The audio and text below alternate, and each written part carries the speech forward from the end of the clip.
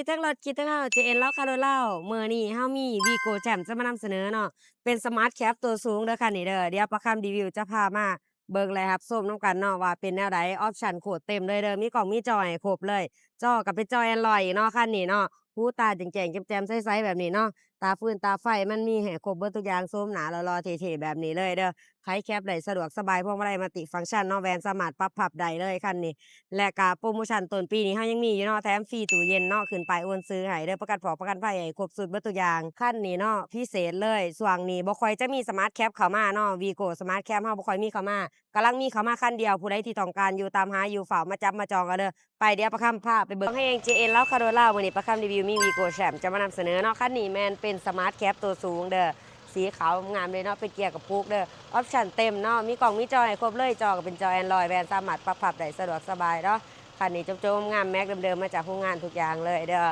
งามแห้งกะดิกระแจยางสกอร์มีให้ครบเบิดเนาะตาฟื้นตาไฟไถแจงๆจำๆแบบนี้เลย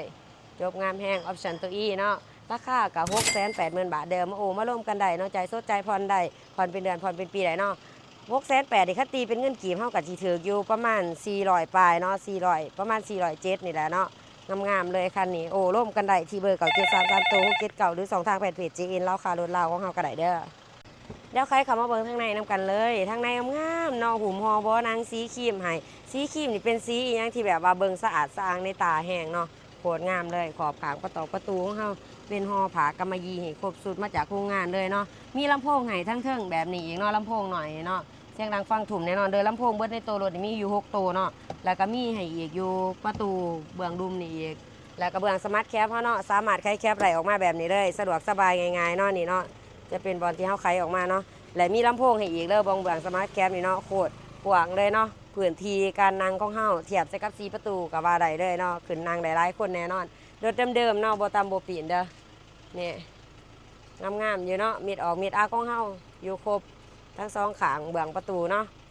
พวงมาลัยจะเป็นพวงมาลัยมัลติฟังก์ชันเนาะแล้วก็มีหน้าปอกหน้าปัดให้แบบนี้เนาะแจ่มๆแจ่มๆกิโลแลนแมนตามการใช้งานเนาะรถปีเก่ากับ4กิโลแลนขึ้นมาหลายแน่นิดนึง สำหรับหน้าจอของเฮาก็เป็นหน้าจอ Android เนาะสามารถสัมผัสได้สะดวกสบายแบบนี้เลยเปรียบเสมือนมี iPad อีกหน่วยหนึ่งในรถเนาะนี่เนาะเบิ่งเดี๋ยวเฮาจะสัมผัสเขาให้เบิ่งนี่สะดวกสบายแห้ง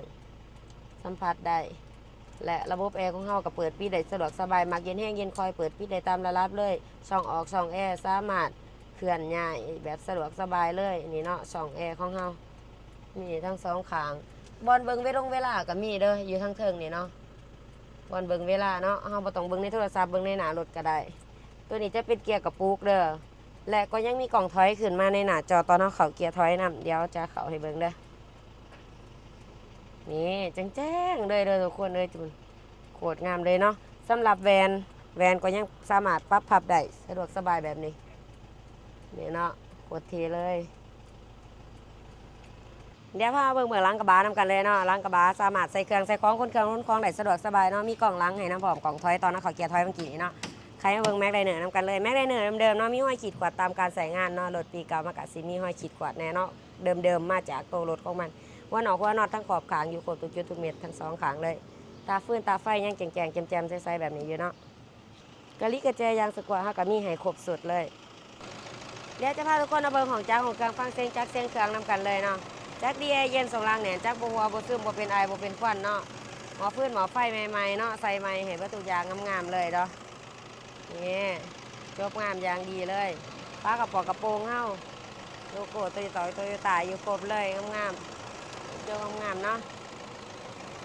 ฝากไปติวเดอร์ทันเดอร์กับคันนี้เนาะเป็นสมาร์ทแคปตัวสูงเนาะปี13งามๆเลยแบรนด์สามารถปรับพับได้ออปชั่นเต็มเนาะหน้าจอใหญ่ๆหน้าจอ Android อีกรอบมีกล่องถอยให้เรียบร้อยเบิดทุกอย่าง โซมหนางามๆตาฟื้นตาไฟแจ่งๆแจ่มๆใสๆแบบนี้เนาะสำหรับราคาก็680,000หรือว่าเป็นเงินกีบก็ประมาณ400ปลายล้านเนาะมาโอ้มาร่วมก็ได้จ่ายสดจ่ายผ่อนได้ผ่อนเป็นเดือนผ่อนเป็นปีได้เนาะผ่อนได้ทุกสกุลเงินเด้อสำหรับลูกค้าท่านใดที่ต้องการเอารถมาแลกมาเปลี่ยนมาเทิร์นกันก็ได้เนาะโทรมาได้หรือติดต่อแชต WhatsApp มาได้ที่เบอร์เก่า733โต679หรือ2ทางแฟนเพจ JN เลาคา ารถเราของเราได้เนาะสำหรับโพรโมชันต้นปีนี้เรายังมีแถมฟรีตู้เย็นใหญ่1เครื่องเนาะแล้วก็มีหม้อแดงหม้อหุงข้าวเบียร์เย็นจากทางร้านเสือจากทางร้านแล้วก็มีอีกหลากหลายอย่างที่เราจะแถมให้เด้อทุกคนเด้อประกันผอกประกันภัยขึ้นป้ายโอนซื้อเทคโนเทคนิคอิหยังเสียให้ครบสูตรเบิดทุกอย่างเด้อเอาไปพร้อมขับพร้อมขี่ล้างมือล้างตีนขึ้นขับขึ้นขี่ได้สะดวกสบายเดินทางไปฮอดปลอดภัยโดดเนาะคันนี้เนาะขอขอบใจทุกคนที่รับชมบ๊ายบาย